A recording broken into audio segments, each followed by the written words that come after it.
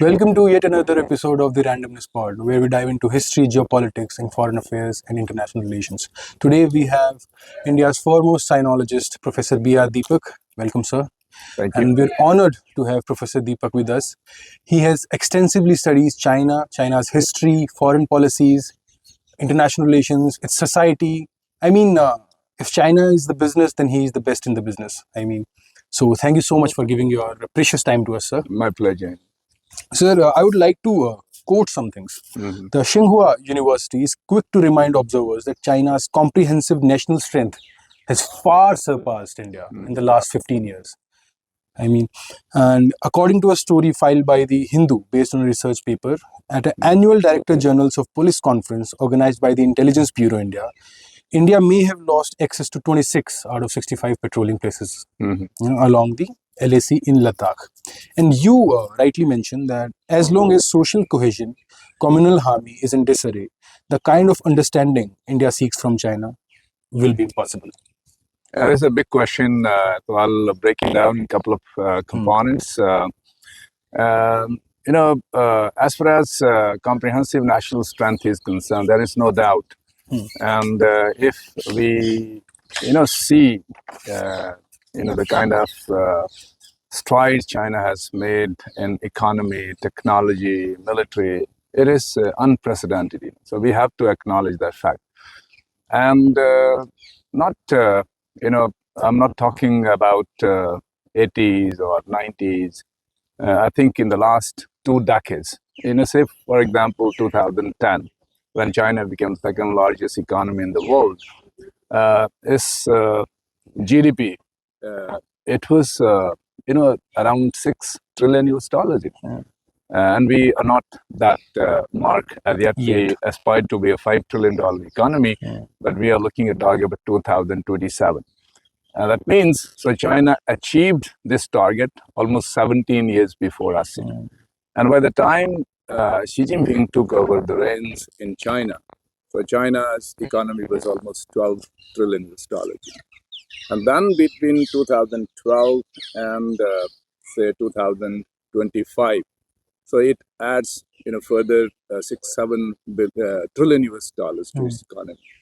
So comprehensive national strength, of course, it is more than you can say 4 times that of India. And especially technology and the kind of manufacturing capacities they have built over the period of time, it produces almost 40% of the global manufacturing capacity, which is massive. And to be frank, so India is nowhere near it. So we will have a long way to go and catch up with China. And secondly, as far as this problem between India and China is concerned, of course, people talk about border problem, and emphasis, especially from the Indian side, it is mostly on border. But I think it is not the only problem between India and China. The comprehensive national strength itself shows that we have problems all over the places, and it has sprawled into many areas, including maritime domain and Indo-Pacific. I hope we would be discussing a few things over that. And China looks it slightly differently, as Chinese people they have been talking about. Wang Yi in his press conference yesterday, you must have noticed, he again reiterated this Chinese position that border should be looked into. It should be placed in a specific position in India-China relations, looking at the overall development of the relation, not just the border. You even mentioned that border with India is not China's biggest problem. Of course, I think it is not. And this is precisely, that's why they say that the border problem should be placed in the proper position of bilateral relations, as well as looking into the bigger picture of India and China in the 21st century. So that is the Chinese position. But I think we have a little problem with China there. because we believe if there are clashes, there are conflicts, and peace and tranquility along the border, it is disturbed, then it doesn't augur for the overall relationship in which China emphasizes that we should be looking into. Therefore, if we see, the post-Galvan relations and posturing from both the countries, it has been very, very different. Whereas we have, stopped almost every people-to-people exchange with China, but China has kept it open for. How does it work? I mean, we've stopped it, but they've kept it open. I mean, for example, the kind of trade relations they have with us, the imbalances in trade. So since trade is favorable to China, so they have, massive, you can say, trade surplus vis-a-vis us. So naturally, it is their interest. So you talk about a period of equilibrium. But I perceive that there was no equilibrium kabhi bhi. I mean, when China, I think the equilibrium was broken when China constructed a highway through through Aksai chain, and they connected Tibet with Xinjiang. What are your views on that? No, of course. I mean, it takes us back to the entire gamut of border problem between India and China. And if we see our policies vis-a-vis border, I think Tibet is a factor we have to acknowledge, and it remains a factor now. And 1954, when we went ahead to recognize Tibet as a part of China, but at the same time wanted to inherit the 1914 Shimla Convention, especially when we signed an agreement with the Tibetan plenipotentiary Lieutenant Shatra. I mean, that time it was British India, not free India. But we wanted to inherit that. On the one hand side, we wanted to have 1914 agreement on our side, by way of which Macmillan Line becomes an international border between India and Tibet. We should have taken these negotiations very, very seriously, which I believe we didn't take, because if you see the kind of notes of exchanges coming back and forth from our diplomats stationed in China and even elsewhere, for example, Panikkar, who was there before and then later on shifted to Cairo. And if you see the kind of conversation they were having, it was absolutely no to opening up border question. In 1954, which I think it was bizarre. It should have been open, whereas the Chinese, of course, so they were not wanting to open border for negotiation, because Chinese, they really didn't know where the border lies. And it is again, clear from the border negotiation which followed in 1960 between India and China, that even in 1960, China didn't have any clue, about the coordinates, about the longitude and latitude of many positions, of course, So we didn't pursue it. We didn't pursue it. So I think 1954 was the blunder. I think it was an opportunity that sort of like quid pro quo could have been achieved. And we were harping about Panchsheel. Yeah, given the position of China at that point in time in international arena. It was excluded country. It was being marginalized by the capitalist bloc, and relations between Soviet Union and China also were not up to the mark. Especially in mid 50s and 1959 and 60. There were border clashes between Soviets and Sinos. Yeah, 1969. So that culminated in the border clashes. So I think so we didn't follow a coherent China policy at that point in time, and I think the blame should go on our policymakers and also the political establishment. Do we have a coherent China policy now? I think as far as you can say the overall framework of our foreign policy is concerned, it appears a little better than before. Why? Couple of reasons. So one is, we have been redefining or recalibrating our position vis-a-vis major powers. So that is our relationship with the United States, our relations with Russia, and our relations with China. Is Russia still a major power today? It may be, walked down in serious conflict with Ukraine. I mean, I remember reading a news article in which says that Russia is now a mere courtier in China's darbar. I think it is too early to say that. I think we should not rule out the possibility of Russia rising again, especially now. Now Trump has come in. when Trump is realigning his foreign policy. So Russia still remains a very, very relevant player. Okay. So that's why I'm saying that India's realignment with Russia, with China and United States, as there is being at major powers, whether it is on energy security, so on and so forth. But I think the kind of you can say technological transfer which should have happened, especially in the last decade, so 2014 and 2024.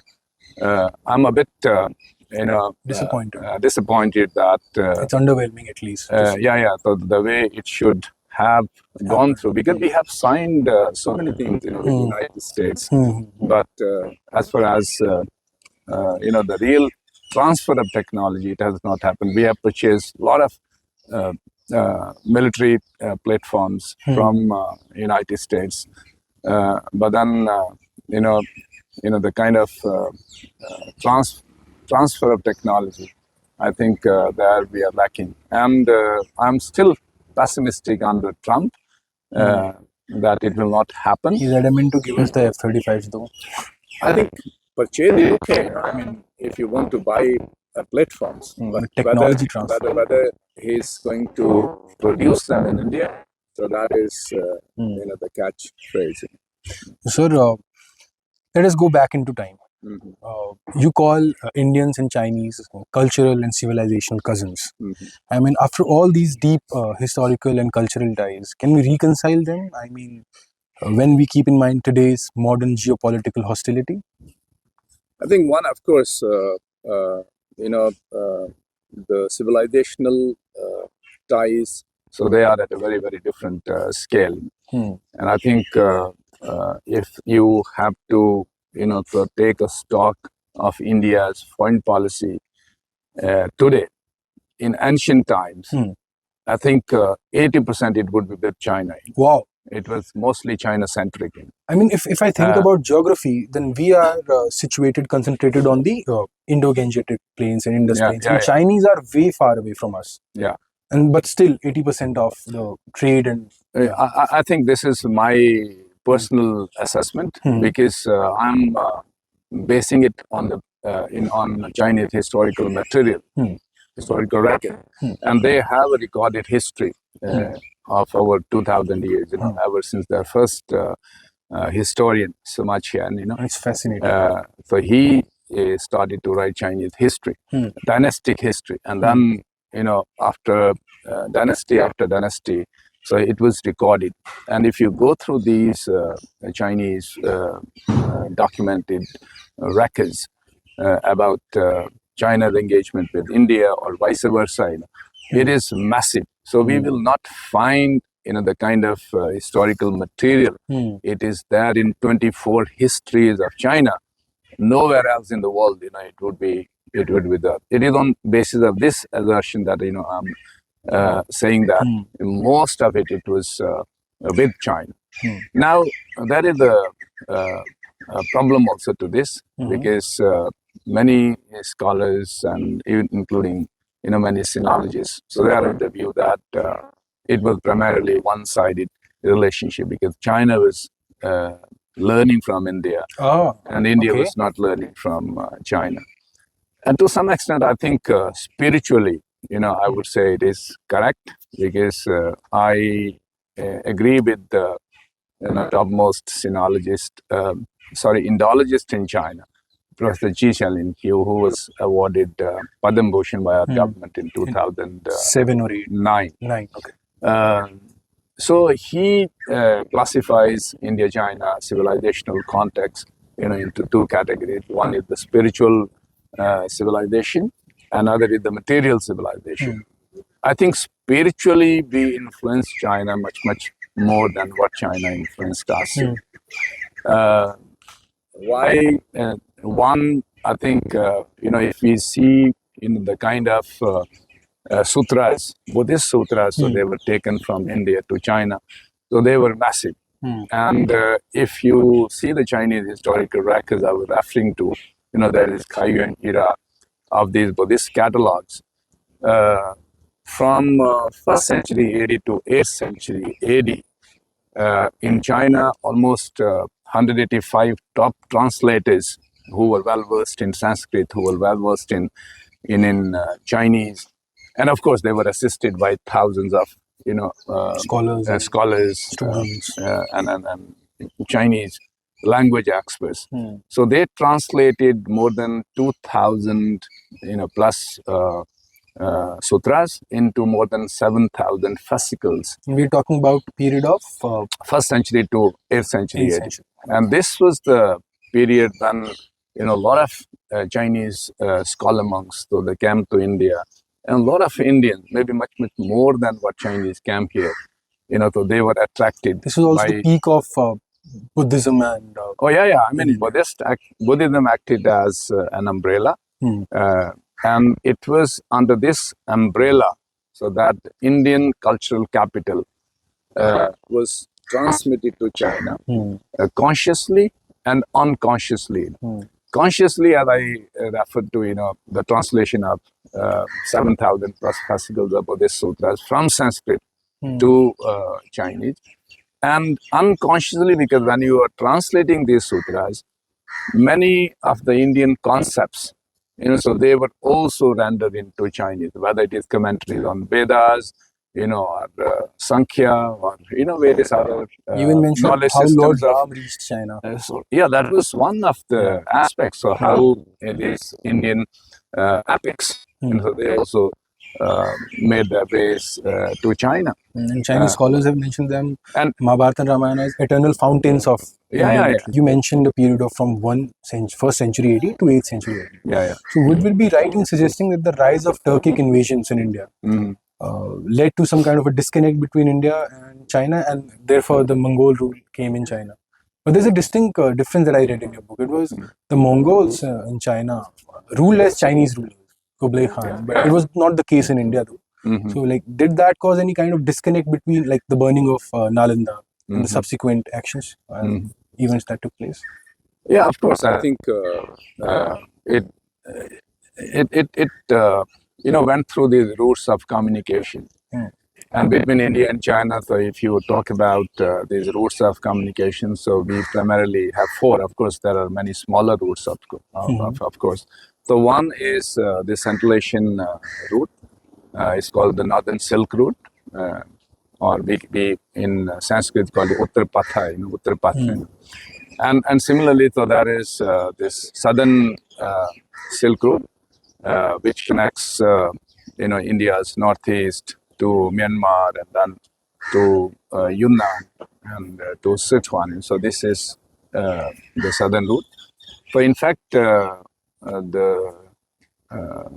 grand historian of China, Sima Qian, so he mentioned about this route. In fact, he mentioned both the routes. And that time, Sichuan and especially Yunnan, in China. So they were having very, very brisk trade relations with India. And it was in Afghanistan, the Tang Qian, one of the Chinese envoys during Han Dynasty. So he comes to know from the local people so that the kind of products they were being sold in in Bactria at that time. So they were bought from the Indian markets, so by these merchants. So shows that 2000 years back, so we had a very very brisk relation with China. So there's the two routes, and one of course it is the India, Nepal, Tibet, and then China route. So this was a little more difficult or perilous, but nonetheless, so this was also one of the famous routes by way of which this historic Buddhism went to Tibet, Padmasambhava and so on.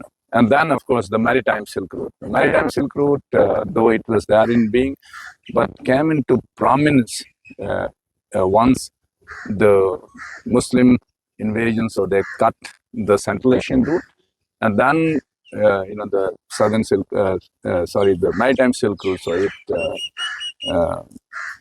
gains prominence, and most of the trade, you can say, so it started to flow through this route between India and China. So I think for India-China disconnect, so there are various reasons. So one, of course, is the disruption of the northern Silk Road by the Muslim invasions or wars, and the second, of course, is the rise of you can say the Mongol empire, and I think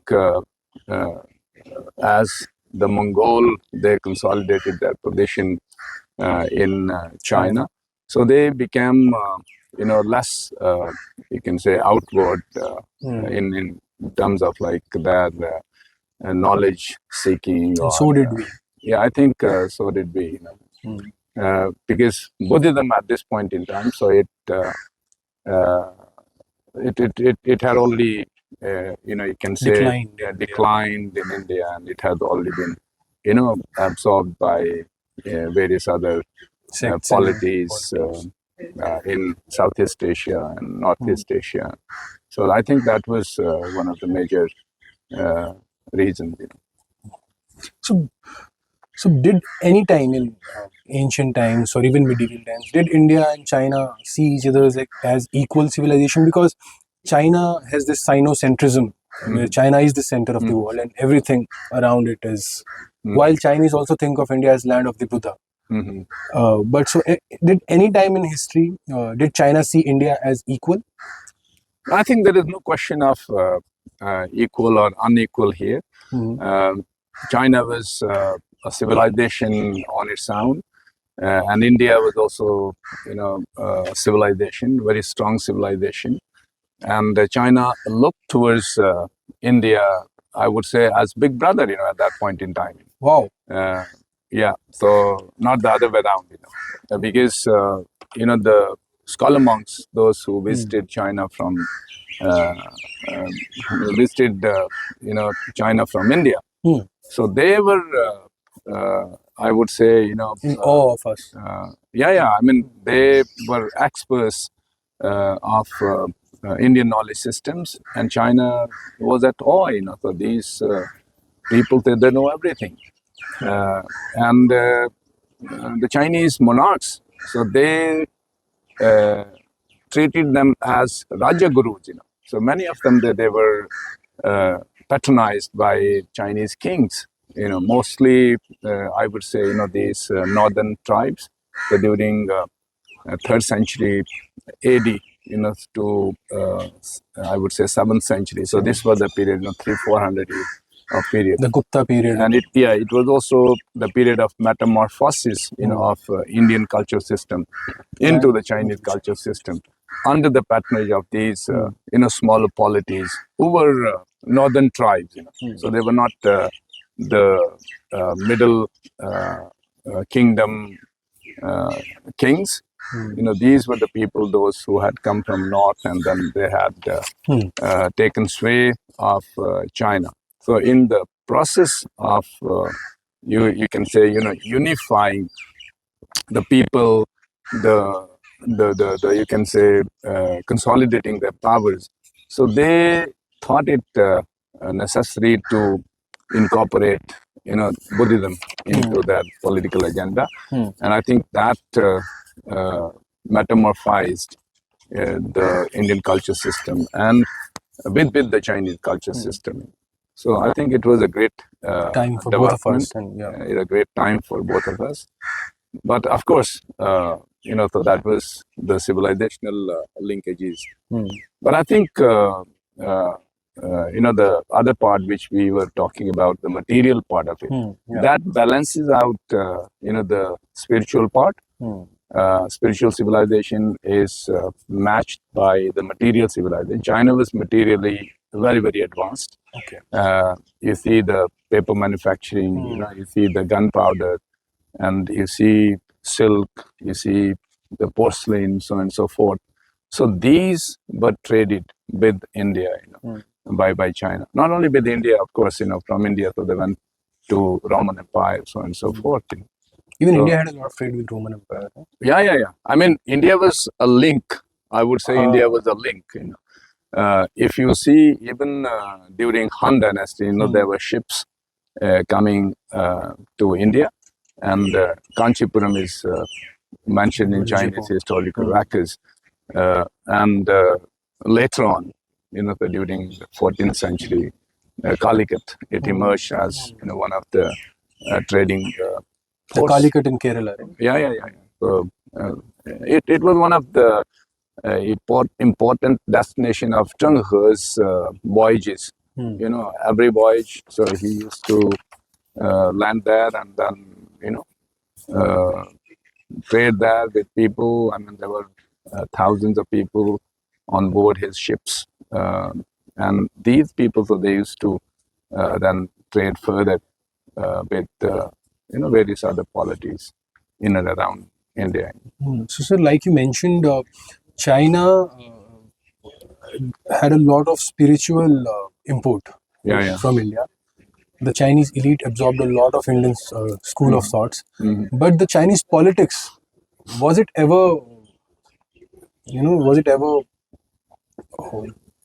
I can't remember the word, was it ever influenced by the Indian school of thought? I mean, did it change the Chinese politics as much as it did the Chinese way of thinking?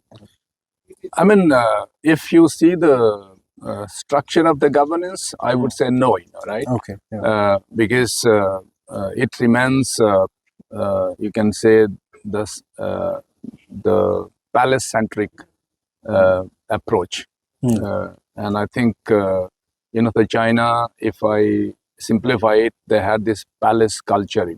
Okay. That means every resource of the country, so belongs to the palace. It belongs to the palace, and every welfareism or whatever is done in China, so it would be going from the palace. It was their own version of feudalism. This feudalism. It's very centralized. Yeah, it was very, very centralized, and I think as far as the power is concerned, it was very, very centralized. But I think as far as economic development is concerned, so it was again very, very decentralized. So these provinces, so they were highly decentralized. So government generally didn't intervene too much. But of course, if the power is challenged by the periphery, so then of course it would not spare it. And that is why this system of tribute, a tributary system. So China had developed this tributary system, over the period of time, and it was totally formalized into their foreign policy. I would say China's foreign policy. So it was the master stroke. Tributary system. It was a master stroke by way of which the monarch, it would be the center of the power, and no one would challenge his authority. And China believed that it is more cultured, more civilized than the peripheries, and therefore the peripheries, so they should kowtow in front of the emperor. They should pay tribute to the emperor. Of course, those who traded with China, so they also benefited from it. for example, if Nepal is paying tribute, then Nepal would be allowed to sort of like free trade in China. So it was sort of like most favored nation treatment, right, given to a certain country. And then emperor would bestow, these representative emperors with various gifts. So this this acted good for both the sides, and they were also brought under sort of like Chinese security umbrella, right? All the peripheries. China is doing that today also, right? Everyone does that. US did that. Of course, now Trump is retreating from that, but otherwise it had provided security guarantees, so to many nations around the world, Europe, Japan, South Korea, so on and so forth, right? So Buddhism, like you mentioned, was an umbrella. It didn't alter the Chinese thought fundamentally, but it acted like an umbrella, just an exchange of ideas. No, it did. It did change. I'm saying that as far as the framework of the governance is concerned, it didn't, right? If we see the structure of the state. But aren't them two very interconnected? So they are, but then I think as far as thinking is concerned, so I think it plays a big role in China. Even now, you see, ever since Buddhism makes its inroads into China, first century AD, all up to now, so 2000 plus years, it is one of the pillars of China's thinking or the thought. Beside Confucianism, of course, Confucianism was the you can say foremost utilitarian, pragmatic ideology of China, and it produced, you can say, so many bureaucrats for the governance of China. And second, of course, the Taoist philosophy, which is slightly closer to the Indian philosophical system, Vedantic philosophy, cosmos and so on and so forth. Supreme authority. They're talking about Confucian philosophy doesn't talk about all these. More like Arthashastra. Yeah, it is more pragmatic, like more utilitarian, more people-centric, more people to people. More king-centric or structure and governance-centric. Yes, I mean, it has various, you can say, thought systems, whether on learning, whether on governing a state, between conduct between individuals, conduct between the ruler and the ruled, so on and so forth. It sort of like sets rules and principles of human behavior, I would say, rather. And third, of course, the Buddhism. So therefore, as far as Buddhist precepts are concerned, so they were incorporated into the Chinese thought system when it faced certain resistance from the local you can say thought or philosophy. So even Buddhism, even Taoism and Confucian philosophers, they also incorporated various precepts of Buddhism in their philosophy. So therefore, as far as philosophy is concerned, so thinking process is concerned, I think Buddhism has made inroads into Chinese psyche. But primarily it remains Confucian, you can say, dominance. And then, of course, there are various other schools of thought in China, which helps China in formulating these policies towards governing a country. Legalism, for example, is it's very, very important. Right from Shangyang, then Han Feizi, and his students. So these schools equally contribute to the governance of China, or the formulation of Chinese governance style. So then we come to the period of European explorism. I mean, I see a very similar kind of route that both India and China followed. I mean, the Chinese emperor also wrote a letter to the English emperors. I mean, the Chinese thought that they had everything and they're doing a favor to the Britishers Yeah, or yeah. the English by trading with them. And then the tables turned. But was China ever fully colonized like India was? And if yes, then yes. And if not, like was it because China India was fragmented into different because Mughal Empire was weak, but China wasn't that weak. The King dynasty wasn't that weak at that particular point of time. It was never colonized fully.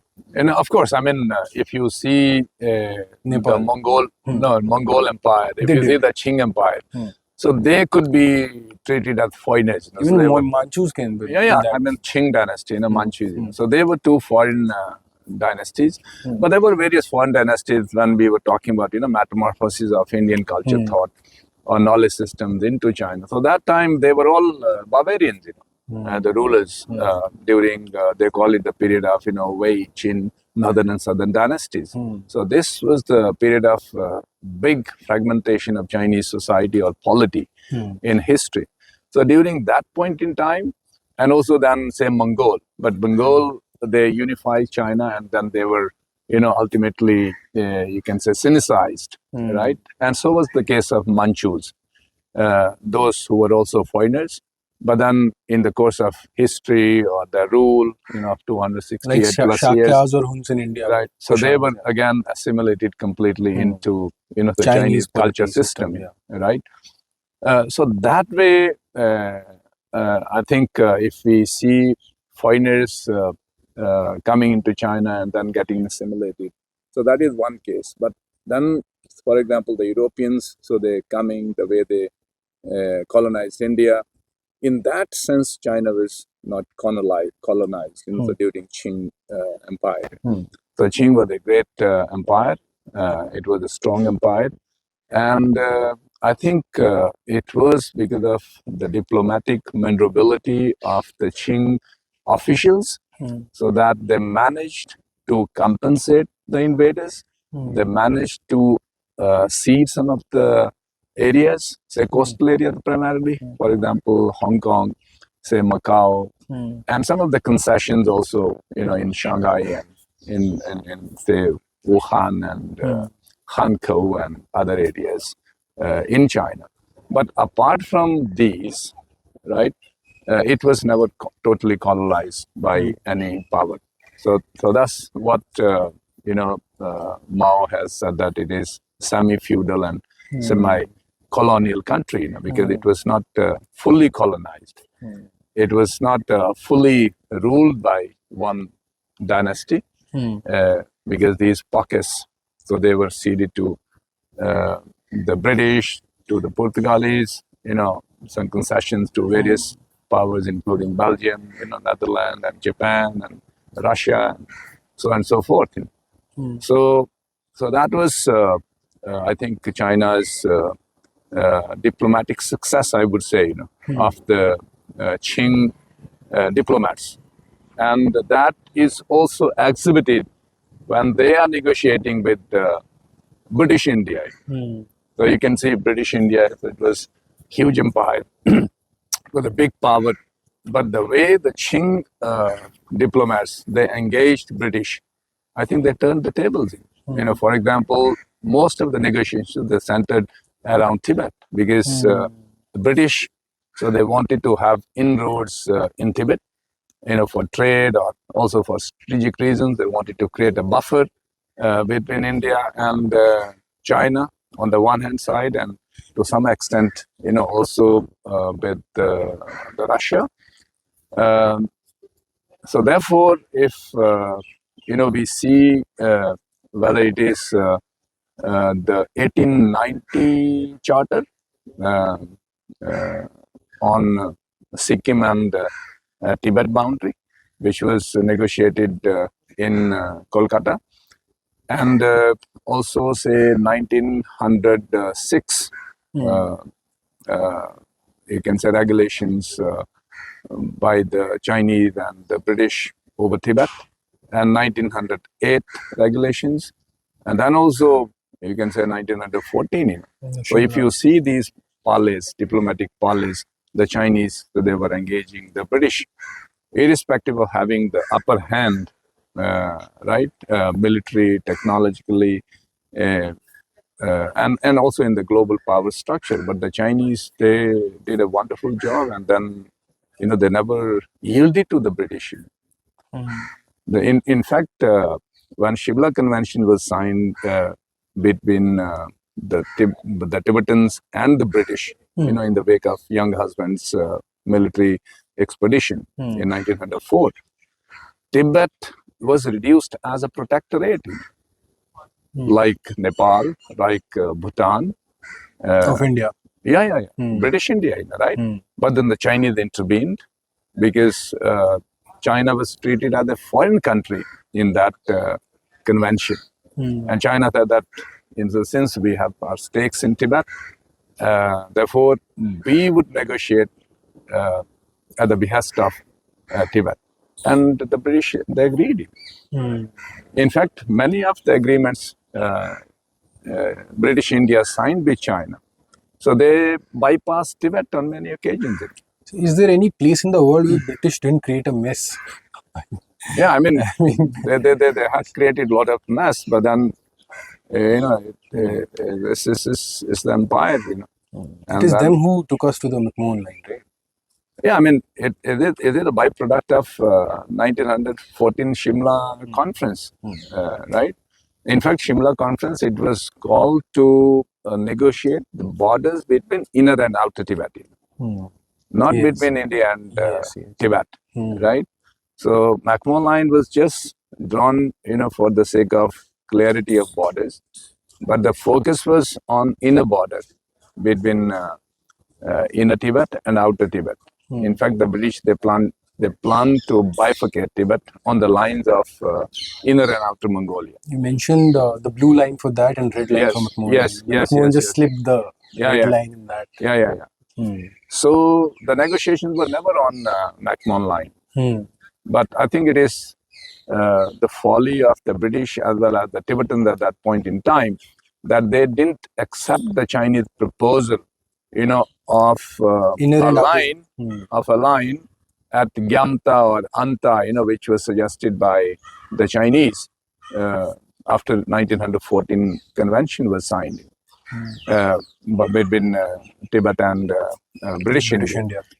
Had they accepted this line, I think today Tibet problem would not be there. Outer Tibet would have been autonomous like Outer Mongolia or a fully independent country, and inner Tibet would have been under the jurisdiction of China. So that was the scheme of things. Yeah, then the entire problem of this McMahon line would not have existed, and Tibet and British India. So anyhow, they had accepted McMahon line as an international border, by exchanging those 7 notes between Sir Charles Bell and Lawton Shatra in the Tibetan plenipotentiary. So we can say that British India's border negotiation, they sowed the seed of conflict between independent India and China. And both the countries were anti-imperialists, but then you write that both of them inherited their own respective imperialistic, benefits. What were the colonial or imperial benefits that India inherited from British Empire in Tibet, in Lhasa? I think, of course, so it was, I would say, imperial legacy for the Chinese, because they also accepted, you can say, Manchu aggrandizement for territories, in Tibet. Like Tibet, it used to be an independent country, right? So it was never geopolitically tied to China. It was always independent, or there was some kind of suzerainty of China on Tibet always. Much later, I would say. If you see the Tibetan Empire of 7th century, 8th century, so they were much stronger empire.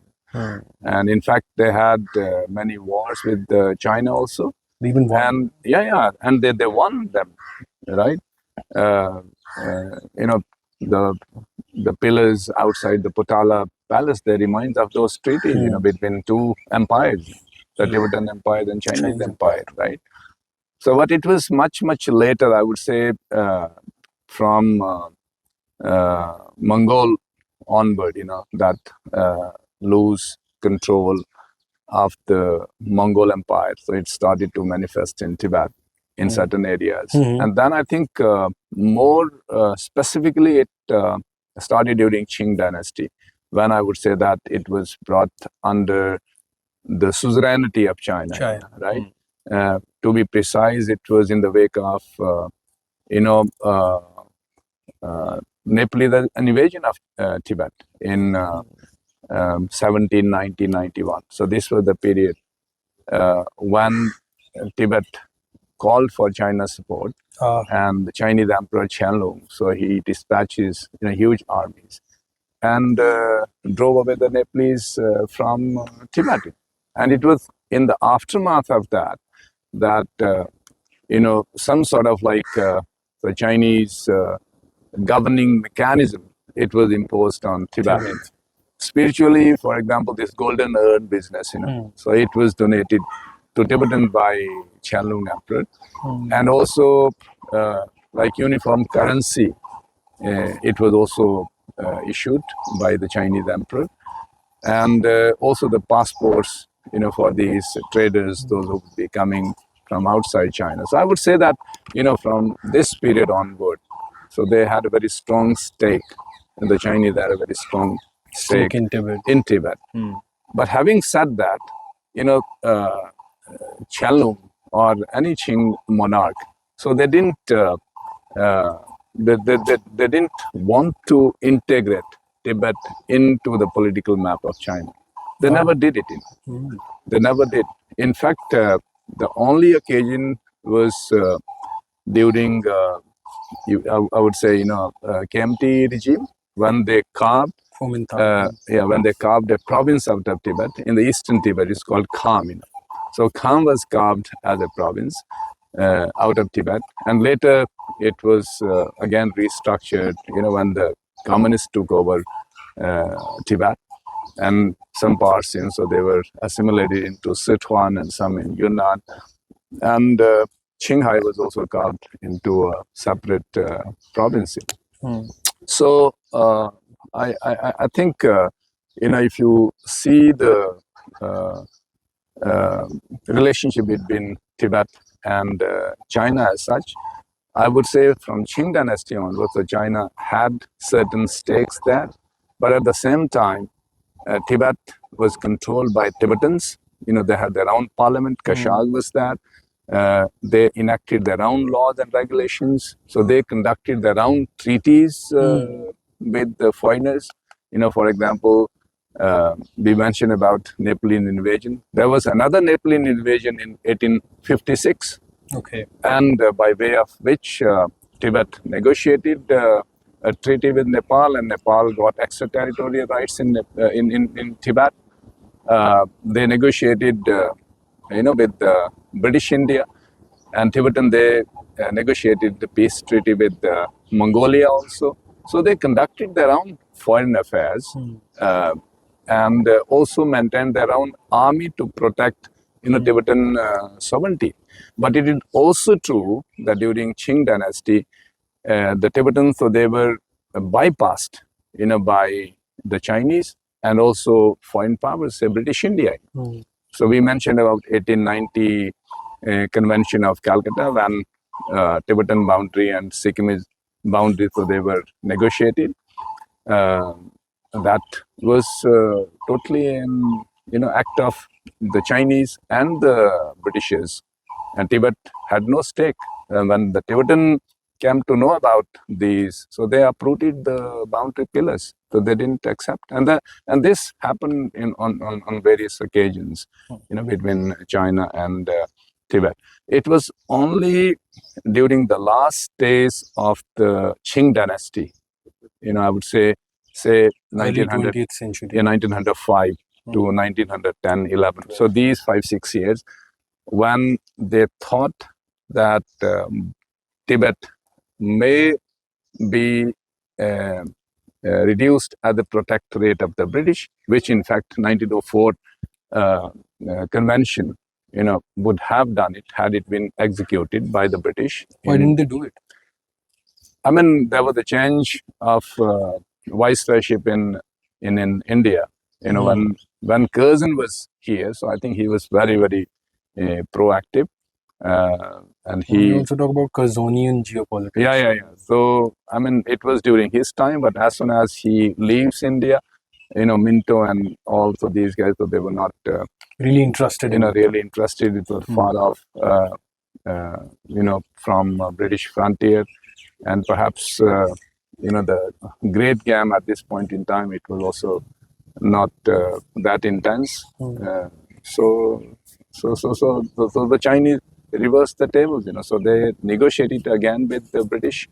Chinese paid for the indemnity which the 1904 convention had imposed on Tibet. It was paid by the Chinese, bypassing the Tibetan. As a result, the entire Pari Valley was vacated by the Britishers in 1908. Otherwise, had it been implemented, I think it would have been a very, very different geopolitic. Times today. Yeah. It's a classic case of what if, right? Yeah. मतलब अगर ये हुआ होता तो Yeah, but the honors should be given to the Chinese diplomacy. I mean, so they procrastinated. They didn't negotiate the borders when they were weak. For example, they wanted to British. They wanted to sign these border agreements. If you go through these various boundary commissions, right from 1865 to 1899. As far as the western border is concerned, the Chinese, so they thought, our borders are well defined. The way they negotiated with the Tibetans in 7th century, right? So they said that our borders are well defined, and they're using better of Indian thought than us. I mean, right. We're known for our diplomacy, but time and again they've outsmarted us. Yeah, I would say certainly. I think the British, they were outsmarted by the Chinese in diplomacy. The diplomatic maneuverability, it was far nuanced, better than the British, and the British simply went by it.